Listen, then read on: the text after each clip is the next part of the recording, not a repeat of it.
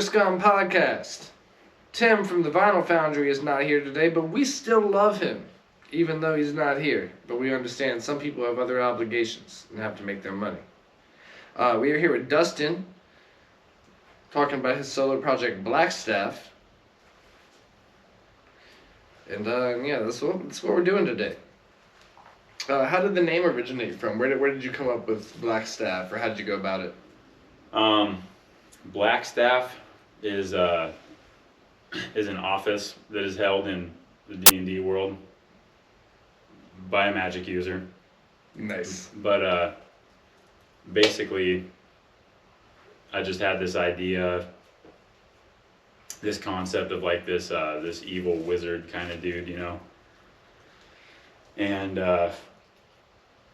it all kind of started with this song idea that I had, but it sounded like something that an evil wizard dude would be called. So it was like, hey, fucking Blackstaff.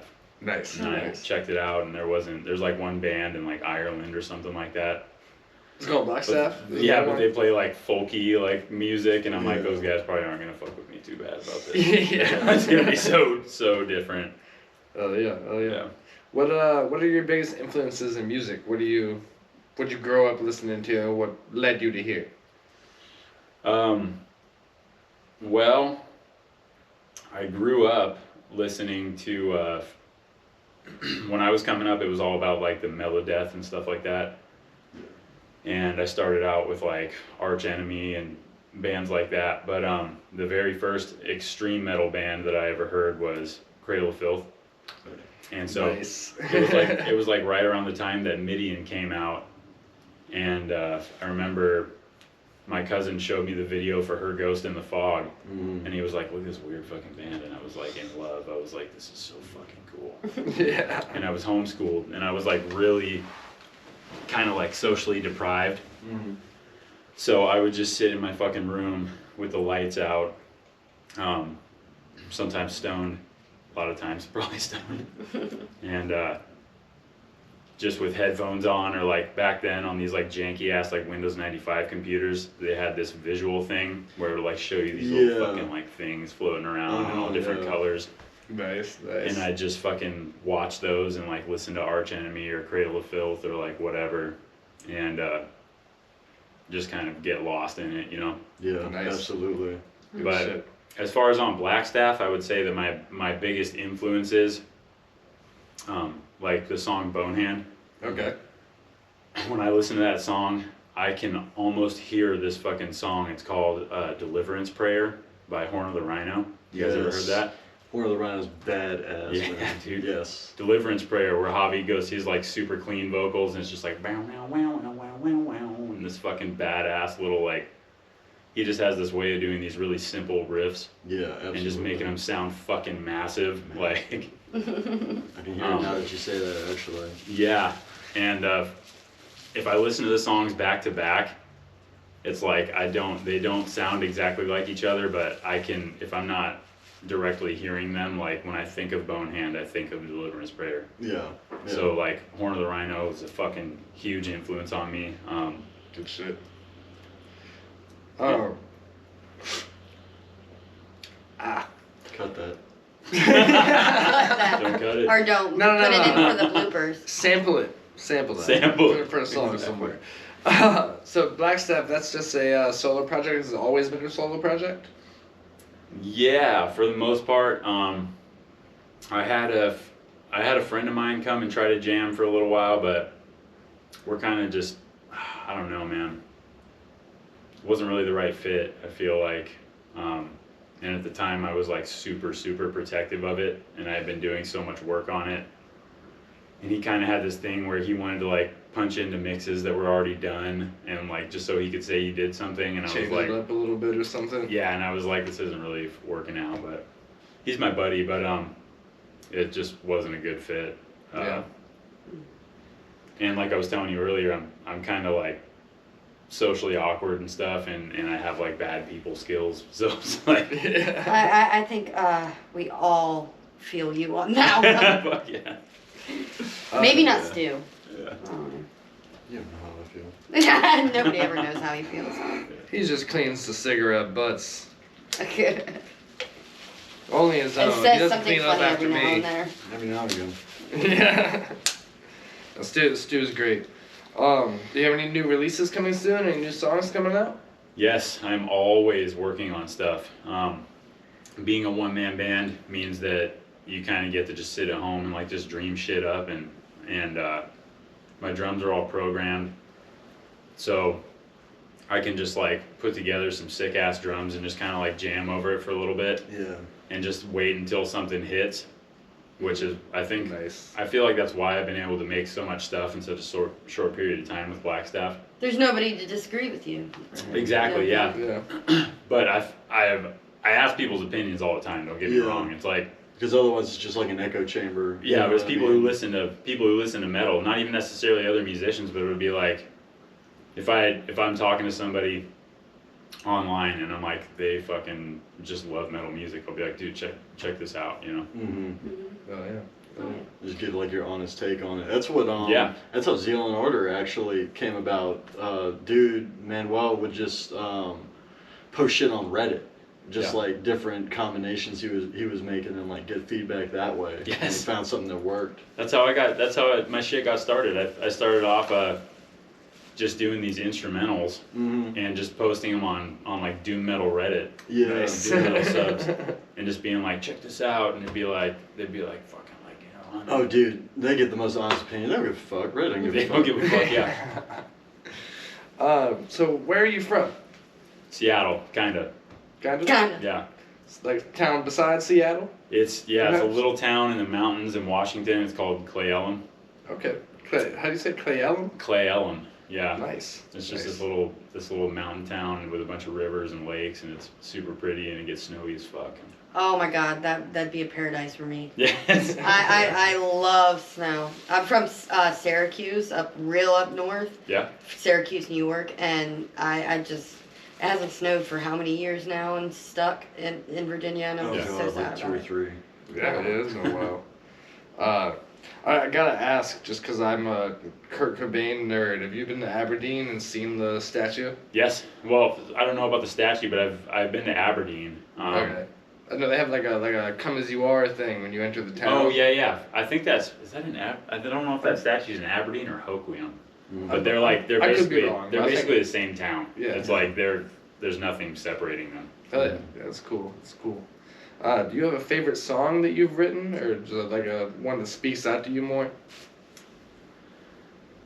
I think my favorite is like whatever one I'm working on at that Yeah. time. You know, it's like the way I write is just so ADD that like I'm just, and when I'm writing a song, I have to be able to fucking rock out to the riffs. So a lot of times I'll like write a riff that I think is cool, and I'll just play it like 1,000 times in my truck until I hate it. Yeah. And then I'll hate that song, and I'll be like into whatever one's next, because like that riff is the tasty one that I just wrote. Fuck yeah. Fuck And yeah. but right now I've got I was telling you about one of the tracks, Spider. Yep. I've got that one, which we were talking about D&D earlier, and Spider was just like this kind of, you know, your side quests, and just going off into the hills and like fighting monsters and shit. And I was just picturing like these like swaggeredly, like, you know, high charisma motherfuckers from the city, and they're like going out to this village in the sticks, and they're like, we're gonna take care of your spider problem. So they go into this cave and they all get fucking eaten. Yeah. So, that's what Spider is about. But and I've got this other one, Swarm That Walks, which is, you guys play video games? Oh yeah.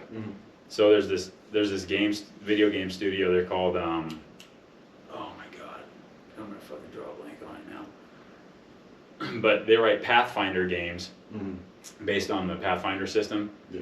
And they've got one called Kingmaker and another one called Wrath of the Righteous, Pathfinder Wrath of the Righteous. And they have these mythic paths. It's like you're becoming a god basically throughout the game. Yeah. And so you fucking have these paths that are available to you, where you can go this way and you can become like this Law and Order type of god, or you can go this way and you can become like a lich and like have like an undead army. Nice. Or you can go this way and there's this one path called Swarm That Walks, Yeah. where there's this insect queen, and you go through this part of the game where you're just fighting these like bugs from hell, and they just like are eating everything. And one thing that you can do if you're like doing an evil path is when you kill the queen, you can like take her like essence, basically take her, like in the song I call it the nectar, but you take that and you like use it to sick the fucking bugs on your own people and like everybody, and that starts you on this path of like becoming obsessed with those bugs and like merging yourself with the bugs, basically. Oh, that's sick. Until you become like this living fucking conduit and they're like crawling out of your fucking flesh and You shit. basically become like the God Emperor of bugs. Yeah, exactly. And all your Like, friends. have you ever seen the movie Witch Hunter? Like the movie about he hunts witches, and there's like this witch queen, and she's like literally like made out of, her body looks like a human, but like it's made out of elements. She has like a branch like wrapped around, and it goes up here, and it looks like it's like a piece of hair coming from right here, and it's like clipped up here, and then it's just like bees and bugs. That sounds and, fucking and like badass. flies come out of her mouth and stuff. It's really cool. I don't think I've seen that one, but that's reminding me of some shit from The Last The Witch Witcher. Hunter is, I The think, Last what it's Witch Hunter, called. yeah. It's pretty cool. Is that the Nick Cage movie? No, it's Vin Diesel. Oh yeah, that's right. Did you have any past music projects before this? When I was a kid, I dropped out of high school and joined a heavy metal band for a while. It's the way to go. As Yeah, yeah, and we were called Death Rattle. Nice. We weren't that good, but me and the drummer, we still talk. I was super into Primus back then, and I used to play like slap bass. Mm-hmm. And so it was like this weird, like half the band wanted to be like mellow death, and like the other half, like me and the drummer, just wanted to play like heavy rhythm shit. Yeah. So it was pretty weird, and it ended up not working that well. But honestly, dude, I quit music for a long time because I just like sort of got lost for a long time. Mm-hmm. And like last year in January, this guy I was working for, he was like telling me about all this music production stuff, and I was like, yeah, I used to play guitar and stuff. I was like, fuck. He was kind of making me feel interested in it again. Yeah. So I picked up a guitar. Next thing I know, he's teaching me about recording and like producing music and stuff. And then Blackstaff just kind of like happened at that point. It was like I picked music back up, and like I was jamming on some Fear Factory and like Amon Amarth and shit like that. Yeah. Hell yeah. And then in Crowbar, and then like Fuck yeah. all of a sudden I was just making this weird fucking shit, and it was just super cool. Found that drum VST, that drum program that I use, Mm-hmm. and it was just fucking history after that. Fuck Hell yeah. yeah. Hell yeah. That speaking going into recording, that goes into my next question. What's your recording process like, and what do you do to piece together your songs? It always starts with either a riff that gets stuck in my head, or with a drum pattern, because I really enjoy going in and just like fucking with the drums and just like playing MIDI notes and like pasting shit around and like playing with velocity and stuff. Yeah. And so I'll have some drums, or I'll think like I'll think like I'll be inspired by like some badass shit that I listen to. Usually it's like Horn of the Rhino, you know. And like one thing that Javi does in his bands is he has these fast like noise sections. Yeah, very Like much on so. Summoning Deliverance with Horn of the Rhino, or like Alterage is his other band. And those vibes like will just fucking inspire me, and I'll be like playing my guitar, and I'll just like come up with something. I'll be like, fuck, that could go like this or this, and then I'll just spend some time with that and just see what happens. And but usually it's like a feeling thing. Like I'll be playing that riff, and I just can't force it to happen. Like the shit has to just come. Naturally. Yeah, if I feel like I'm fucking shit up, it's like it'll break the whole process down, and I won't go back to that song forever. But Right. definitely, it's like being fucking possessed. You gotta be in the moment, in the pocket, as they say. That's when like some of the best shit just comes out. Yeah, absolutely. a lot of times I'll write lyrics just with the mic on, just screaming, you know? Yeah, fuck yeah. Yeah. When was the first ever release of Blackstaff? That was, so I guess it depends on what you mean. If you mean like published, available for people to listen to, there's the Bonehand instrumental, and there's one called Cursed, which were just on this little fucking single thing that I put up on Spotify. Yeah. And but there was stuff before that where it was just me with like some Schecter 7 strings, just like fucking around with this drum VST. Yeah. And that stuff would be on Reddit, and like that's like Reddit, or like it used to be on YouTube, but I think I erased it from there just for like to be concise, and like this is Blackstaff, that was my other shit. Mm-hmm. Yeah. And but that I guess would be the very first. Nice. Have you ever played a live show? Yeah. In my old band when I was younger, yeah, we played quite a few shows. Nice. Would you ever be interested in doing something with Blackstaff on like a live event? That's kind of the plan, dude. I mean, I'm setting my rig up, and I've been changing my guitar tone on record. Still massive, because it was fucking massive on those first two. Yeah, on the Dark Stick it was killer. It was annihilating. And it's part of that is that Does It Doom pedal, the Hypercoven. Yes. The blending in the octave. Really? That fucking, it's not, a lot of people ask me if it's HM2, but it's fucking octave. It's that Does It Doom pedal, and it's just like a little bit, just like fucking like 9-10 o'clock, and it just like changes it makes the tone like ripple and just fucking do this thing. It does, yeah. No, because I mean, I've seen, like, my buddy's a big pedal head, and like in a big like gear hound, so he'll like send me videos of the new stuff that comes out, especially if it's something like the Doom Saw or the Hell Saw that came out. Like he was flipping out about that fuzz tone. I think so. And he sent me about the one about the Does It Doom, and I was like, you could do a lot of interesting shit with that. So I'm very anxious to hear now what you've cooked up for the next release. Yeah. Really. Well, I've been simplifying, because a lot of that tone came from. I had 2 guitars, and they had like 2 radically different sounding pickups. One of them was I have this 30-inch short scale bass, and it's like, 30-inch scale, it only does like down an octave, like Right, like it's kind of more like more mid-range than mid-range. Yeah, like right around, it's fucking like super low, and it's got these bare knuckle Blackhawk pickups in it, and they're really clear and like kind of high-endy. And then I had this piece of shit fucking 8-string guitar, and it had these Seymour Duncan pickups in it, the Nazgul Sentient combo. Was it like a Donegal or something like that from like Rondo Music? No, it was maybe it wasn't a piece of shit originally, but by the time it got to me, it had some muddiness. It was like it needed a setup really bad. But when I fucking would track the 2 guitars together, they just made this fucking crazy metal tone. Like it was like fuzzy and like blown out on the bottom, but it was like also like really crisp and like punchy on top and everything. And so one of the things I'm trying to move away from that. I even sold that 8-string guitar because I want something that is easy to reproduce live. Not easy necessarily easy, but I mean, you're always looking for shortcuts just to make it work and sound like it's supposed to sound, Yeah. What are some of the like big names you'd like to share a stage with? Say when Blackstaff does get to performing live shows. Triptychon. Okay. Zombie Warrior, baby.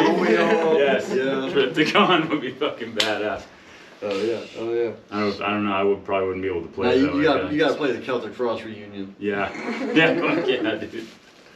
How's the local metal scene in Seattle? Do y'all have a lot of big shows out there? Yes, we have a lot of big shows. The local scene's all right. I'm told that you guys have it better. Wow. By Kristen. By my wife. The local scene in here is pretty dialed it's active. It's definitely active. Whether it's organized or friendly or anything really productive is definitely up for grabs. But it's here. Yeah, there's a lot of it. But continue, sir. Yeah. Well,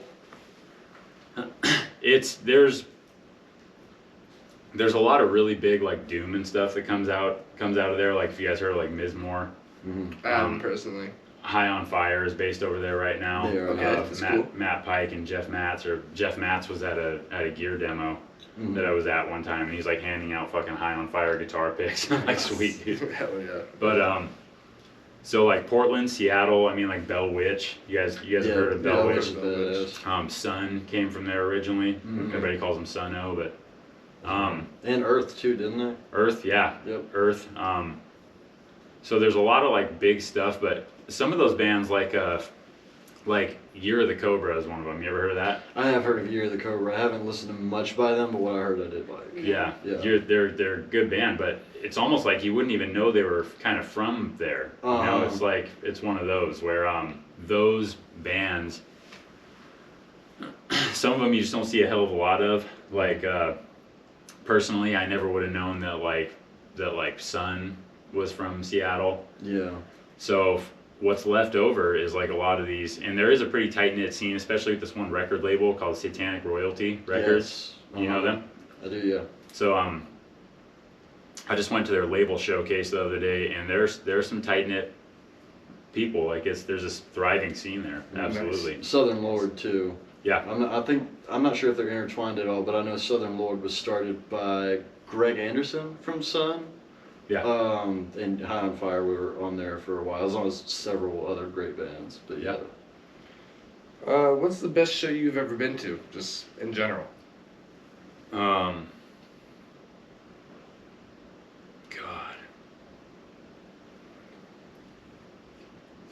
Behemoth was really fucking good. Oh, I bet. Yeah. Behemoth was like, and I'm not even like a super huge like fan of their stuff on record. Like they're not a band that I'm just like, I just throw Behemoth on all the time. Mm-hmm. But I went and I saw them, and I was fucking blown away, dude. Like they were just so like, had such command of the stage. Yeah. Another good one was Corpiclani. You guys ever heard of them? Yeah. You know I Corpiclani? used to listen to Corpiclani. Vodka was one of my favorite songs of all time. Yes. When I was partying back in the day. They're fucking, their energy they have such good energy. Yeah, I went through a big like folk metal phase, so it was like them, Moonspell, Monogarm was a really fucking good one. But yeah, Corpiclani is like really great party music. What's the, God, Encifrum? Like Encifrum? Ooh, I've heard of them. I've definitely heard of them, yeah. Encifrum. They did the song, I'm gonna fucking butcher it. In my sword I trust. You know, you ever heard that song? Oh, yeah. It's slightly coming back to me. Yeah, or Eluveity. Or yeah, Eluveity was really good. Yeah, yeah. when Gent was really popping off, like a bunch of my friends were really into. I mean, of course, like Meshuggah and like Veil of Maya and stuff. But like Eluveity was my kind of shit. Like they had 2 fucking bass players. Yeah. And like didn't they have like 5 guitar players or something like that? They had some crazy arrangement going on, and I was like. They had a fucking massive So you're making lineup. that. Some hurdy-gurdy in there. Yeah, fucking like, the music was shit. just massive. Yeah. It was incredible. Beautiful. Very much so. What was your reaction when you saw our own Dick Stack's his review of the Dark Stick? What Dick did you think of his review? The fucking international Fucking man of Dick mystery, Stacks. dude. Yeah, That guy the infamous Dick Stacks. had me fucking cracking up. I was like, there was like this bit in the beginning where, so I remember reading the post originally, and I was like, oh shit, somebody reviewed the Dark Stick. So I went in there and I'm reading this fucking blurb in the beginning, and it had nothing to do with the EP, but it was like this fucking adventure through like the fucking cosmos to this sex dungeon. I was there, dude. I was there. It really set the scene. I was smelling the fucking spaghetti, dude. So it was fucking badass, man. Yeah, and then to read how thoughtful he was and how thorough he was at reviewing the actual content. It was badass, dude. Oh, yeah. He's a good dude at heart, but That's sometimes definitely the best thing anybody has ever said about Dick Stacks' writing. he's probably still gonna be like, see this and be like, fuck you. Yeah, fuck He's my kind of guy, but Hunter S. Thompson is also my kind of guy. You know who that is? Oh yeah. Vaguely. Yeah. Hunter S. Thompson. He wrote Fear and Loathing in Las Vegas. Okay. He was. okay. They called him a gonzo journalist, and Yeah. him and Dick Stacks would have been good friends. I guarantee it. Hell yeah, hell yeah. How's your visit to Richmond been so far? What do you plan on doing while you're down here? Good old. It's been fucking great. You know, today I went to the Don't Poe. stay too long. You'll think differently. Yeah.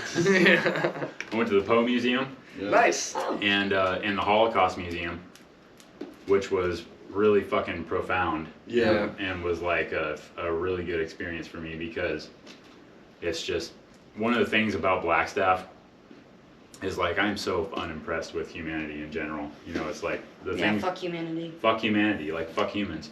Cheers. No, I don't want to consider myself one, but I Yeah, have to exactly. because I am. Yeah, I wish there was fucking alternatives, but Yeah. like Alternative Yeah, like species just that we fucking- could.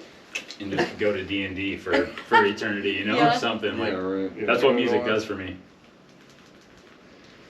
But Hell yeah. so that Holocaust Museum thing really reminded me, like, yeah, shit is like, you know, like we have to remember this. We have to remember Yeah. this, and we have to fucking never Like ourselves. do that again. Yeah. It reminds me too because I think all of us kind of have prejudice like hardwired into us. It's not even anything that we can help necessarily because prejudice is like a knee-jerk reaction. Mm-hmm. Yeah. You can't help the way you're wired. You can only Yeah. see it, recognize it, and then make a conscious decision to do something different. Yeah. It's So- the conscious decision that matters. Yeah, so my wife was telling me, she's like, oh, we don't want to go to the Holocaust Museum. It's fucked up. It's scary. And I went there and I was just having like this whole like soul experience because But you gotta like crawl through Honestly. some stuff or like duck down. I've I mean, actually that's never like been when there, we were believe it or kids not. though at school, yeah, and someone in line when we were going through everything told us, yeah, those are real ashes that are in there. yeah, Yeah. yeah. Oh man. So what have you been listening to recently? What has been your most recent music taste? A lot of My Dying Bride. Oh yeah. I love traditional doom. Mm. I started off as like a doom musician. You know, it was all about the slow and low. Nice. I think Blackstaff is like growing into a bunch of different stuff other than just that. Yeah. But you know, it's going to be hard to tag myself as a doom project Mhm. pretty soon. I feel like, especially after Spider. But you could probably get away with slow. That's a good still. one. You like Spider? Yeah, I did fuck with Spider. Yeah, I did. Oh yeah. yeah. Spider's like that's like that death drone like speed with like the blast beat It and was, stuff. it was very Asphyx. They remind me of Asphyx. Yeah. Yeah, I haven't heard them. I have to check them out. Oh yeah, that was like when I first heard the term Death Doom, I was like, who does that? And and Asphyx was one of the bands, and it's an album cover. It's like a priest. He's still like in his garb, but like his arms are cut off and his waist is cut off. It's that album, but it's good. It kind of reminded me of like a Repulsion too. Yeah. Yeah, Repulsion, but it's badass. If it's like Spider was one of those things where it was stuck in my head, and like even back when I was writing like the first. You heard Craterhoof? Yes. So Craterhoof, We played it on our radio station. right on. Craterhoof was gonna be like that because I've had that kind of vibe stuck in my head since then, and I've been trying to write Spider I can ever since then. I can And see it because it's got those double bass going, Yeah. that kind of like mid-tempo Yeah. pace kind of groove with the guitars are going insane. yeah, The guitars are going absolutely gonna hate you. insane. yeah. It fucking kicks the door in. I love doing shit like that, just like kicking the door in and then you just bring it back. Yes. And it's just like fucking open air for a while. Mm-hmm. I fucking love shit like that, yeah. Is there a song that you figured like how do I word this? That was a terrible way to go about that. Was there anything that you've written that you found harder to finish than other songs? Like, has it been like a certain song that's been real hard? Like, oh, I don't know if I want to put this out yet. I want to change this or that. All you the have? fucking time. Mm-hmm. Yeah. All the fucking time, dude. Because I I have ideas and I can articulate them in like 5 different ways. And like sometimes like the first way, that's why it's all about pitching to fucking metalheads. It's all about, because if I have this idea and I'm like, does this fucking make sense? You ever heard Skinny Puppy? Yeah. Skinny Puppy's badass. That song Tin Omen. Mm-hmm. So they're like, ha ha ha, the joke's on, and then he like brings it way down for a second. It just fucking blows up into this crazy fucking drum beat. Yeah. Skinny Puppy They've got a lot of like explosive moments like that really make a difference. Skinny Puppy can pull off the Tin Omen thing. I try sometimes, and it fucking doesn't work. And people who listen to my music are confused, and I'm like, yeah, and that'll bring me around to being like, I'm fucking kind of confused by it too. Mm-hmm. Yeah.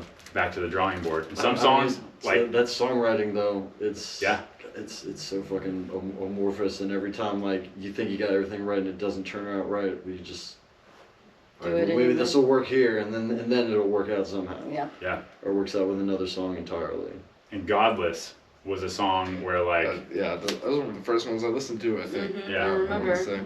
Godless is that song was a serious fucking drawing board song, because, and I referenced this Skinny Puppy thing specifically because at one point Godless went fucking like 300 beats per minute, like had a moment that was like that. Nice. And I would have loved to hear that. yeah. But it took me a while to, but like I said, I get shit stuck in my head and like I feel like something is going a certain direction, and sometimes I'm like butting heads with that. Mm-hmm. So I ended up putting Godless down for a while and doing shit like, Barrow White and other things that were on that release. Nice. Does anybody else have anything? Or? You had really good questions. I ran through all my questions, so we're towards the end here. How many minutes are we at? Sorry, cut this out, Stu. We're at about an hour. Tim. It's been probably like 45, 50 minutes. Okay. Or so. I don't know. We started at like 5:10. It's like 5:54. So that's a decent amount of things. Mm-hmm. Yeah. Okay. Well, Thank you, What, Dustin. Thank you, Blackstaff. Hold on. Oh no, never mind. Fuck me. Stu. What do you think is your secret weapon when it comes to your songwriting or your music production? When you mentioned music production, I gotta shout out my buddy Todd, Todd Pernick, and Todd Pernick is my guy, and he's that motherfucker, he's the guy I was talking about, who I was working for him, and he's really passionate about music production. Like he fucking, so I build bridges. Yeah. And it's a really demanding job. It fucking needs so much of your time. And this guy, I mean, Todd he's getting close to retiring, and he's still got like all this fucking passion for music and like this. He wants to just be done with bridge building and just be a music producer. Mm-hmm. And so I would say like as far as music in general goes, like that guy has been a huge influence. It's like I consider him like a member of the band almost, because it's like fucking, we spend so much time on Blackstaff together. Like I'm sending him raw tracks and like he's fucking making these changes. Sometimes we get down to these it's all these tiny little fucking moves that add up to what you end up hearing on finished Blackstaff stuff. And the conversation goes like, he'll send me this thing and I'm like, where's the, like, I feel like the fucking, it's pinchy, dude, where's the low end? And we'll just spend like fucking like, with Swarm That Walks, we got up to 32 versions of that song that we pitched back and forth. And it's just little fucking moves, because I'll tell you what, on a certain level of producing a song, when you're slamming that fucking limiter, when you've got compressors fucking going on a bunch of different pieces of the mix, and like you change like one thing, like the volume of a vocal, and all of a sudden the kick's fucked up, and then like the guitar's fucked up, or like maybe the low end gets too fat because you change the volume of the vocal, and it's like, what the fuck, dude? It's like a puzzle piece. Exactly. It's like building it's a like puzzle. It's totally a balancing act. So I would say that is the secret weapon. Hell yeah. Oh, yeah. You did, when Travis told me it was just you, and like obviously now we know that he's a secret weapon of Blackstaff. The secret member. I was like, what? Yeah. Beautiful, dude. Keep doing Thank it. you. Never stop because we love your music, dude. Fuck yeah. Solid. I'm pretty sure we found out about you through like a Facebook ad or something Really? that I saw. Yeah, it was, Hell some yeah. sort of ad that I saw. I was like, let me check this out. It was they're Didn't- promoting the Dark Stick, I think. Didn't Yeah. he's the one that sent you the shirt because you won? Yeah, the Yeah. shirt I'm wearing. Yeah.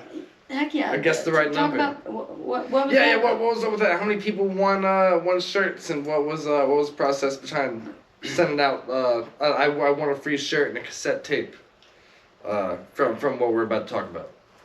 So there was a couple people that won, but it was like and there was some people who like didn't win, but I had a size of a shirt. Like when I produce merch, like I was saying, I build bridges. It's a pretty good day job.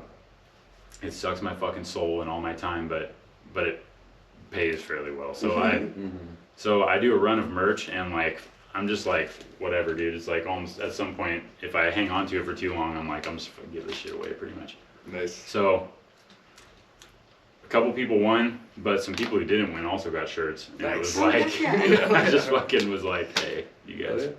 Give out to Yeah. the people. Because you guys are like it's why you make music, right?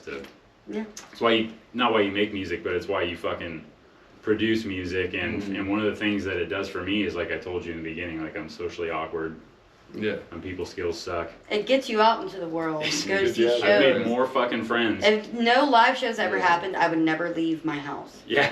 I mean, I just do it because I can't really do anything else. I've tried doing other shit, and I still just try to end up making music. So it's Yeah. really whoever's just has roped me into something for the time being. I'm just like, okay, I'm writing for these guys now. Hell yeah. Because I'll be doing it anyway. Yeah.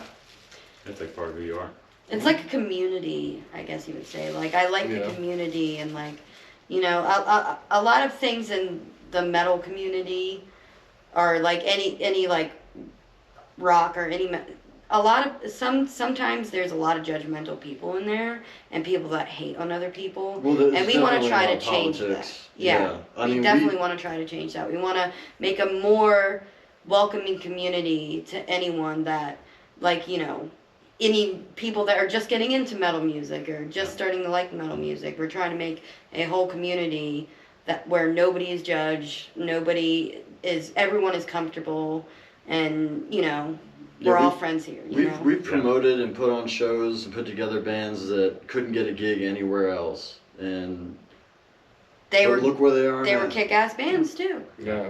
Now some of them, I'm not gonna, we're not gonna take the credit for all of them or anything, but so I feel like I've like some of them we maybe helped get new connections or like just trying to help the scene out and watch it. grow. Everyone's voice is important and needs to be heard in Yeah. this community, including anyone in the crowd. And even if you don't play an instrument, you're important. You're looking at the John and Marcia Zazula of Richmond right here. Anybody who knows who that is knows what I mean.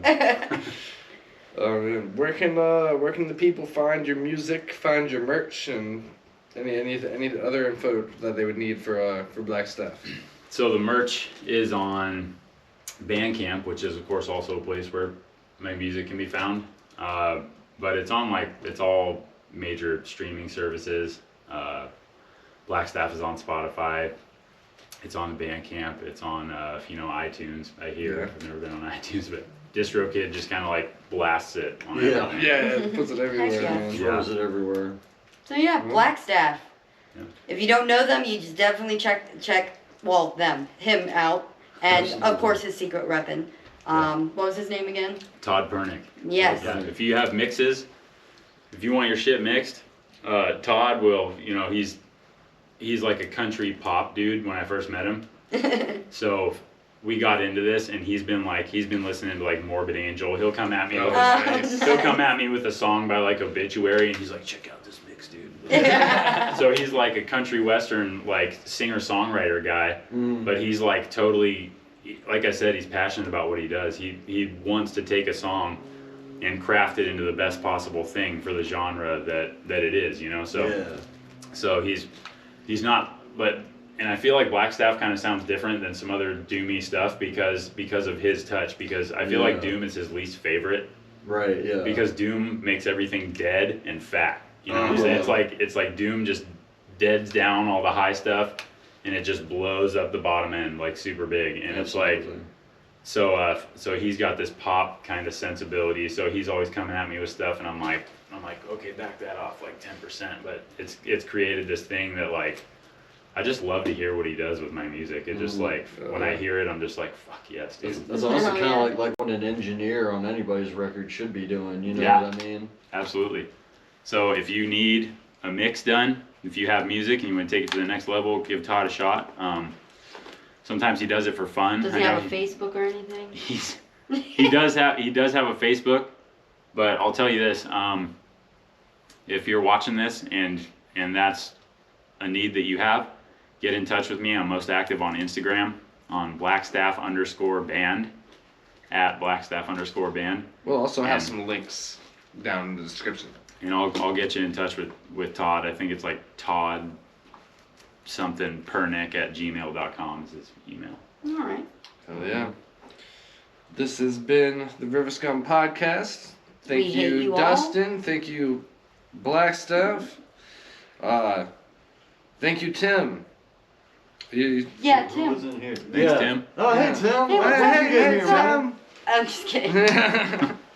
But thank you for the Vinyl Foundry. Thank you, Blackstaff, Stu Bird, Cordova, and I sound like a douchebag, but thank you to myself because I want to be thanked too. Oh, yeah. Thank you. And that's Y'all have a good night. That's it.